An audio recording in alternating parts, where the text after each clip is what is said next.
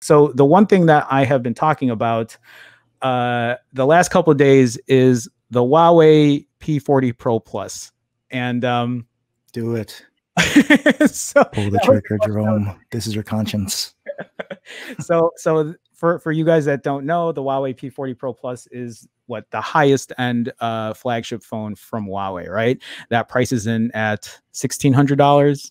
Is that correct? I think it's more like 14, 15, and it's a little bit more on eBay.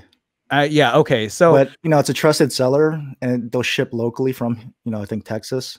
Yeah. But then, unless you want to try it on some unknown website from China. So and so no, I probably wouldn't. And so what I was trying to do is I wanted to share this here because yesterday on my Discord, Grant sent me this link and I just took a screenshot from eBay because if you see here, this is asking for $1,600, but like Grant said, it's from a trusted seller. Now, I am a big advocate of not spending a ton of money on phones. You guys know this. For you guys who watch me regularly, I always talk about that. Try to get the best value for your money.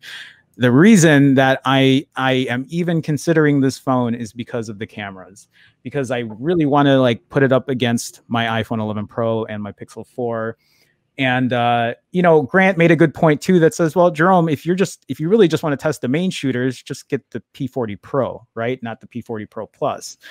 Because I think Grant was saying I would just be spending $1,000 instead of 1,600. But I kind of really want to test it out because of how good the telephoto lens is on it as well, and really give like a thorough review and, you know, do the camera thing that I do. And it is a crazy price though. And to think I have been sitting here talking about, you know, get the best that you can for your money. I want this phone just because I really, it's I don't know if it's like, I don't know if I want the punishment of not having Google, but for some reason, it's like not only are we going to charge you this much money for this phone, but you can't use any Google services on it. And part of me is like, challenge accepted. Like let's go, let's do it.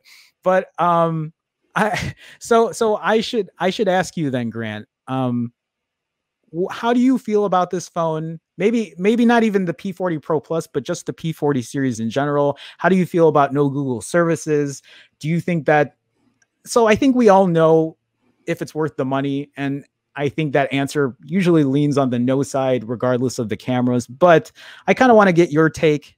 I'm sure you probably want me to get it anyway, because I'm sure you'd love to see a camera review or camera comparison on it. But I kind of want to get your thoughts. So as far as the P40 series, what are your thoughts on it? Have you owned? Well, I'm pretty sure that you've owned some of the past ones, or is this even a phone that you're looking at now?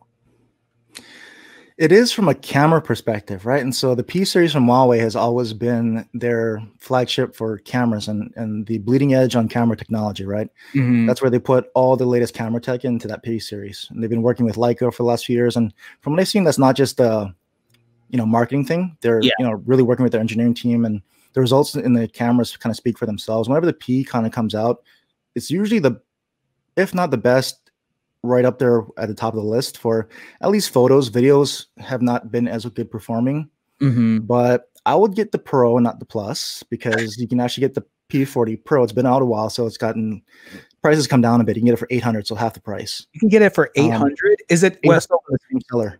So is it the exact same specs internally, except it just doesn't have the telephoto camera? Yep. Just doesn't have that. You're telling me right now that this is $1,600 because it just has that telephoto camera. Oh, and it just came out and you can't get it here. Oh, well, okay. There's no global, or it has global bands. I don't think that's a global version, but I mean, it just came out, right? And so the only people that have them are people who got review units here, because you can't, a lot of the, whatever the reseller channels here in the US not many people have gotten their hands on them except for maybe this seller. So that's why it's so high, and it retails out of the gate for like 1,400-1,500 anyway. Yeah. So I would spend half that, get the P40 Pro, because you're just not getting the zoom. And I have a lot of thoughts, because this year's seems to be all about camera zoom, and everybody gave Google crap for that last year. Right. And they said, no, you don't want wide angle. We're going to focus on zoom. And everyone just dumped on Google for that. And what's everyone doing this year? Zoom. Yeah. Right. And so, but I probably wouldn't use it that much in a day-to-day. I mean, it's cool to have, but from a practical standpoint, I wouldn't use it too much.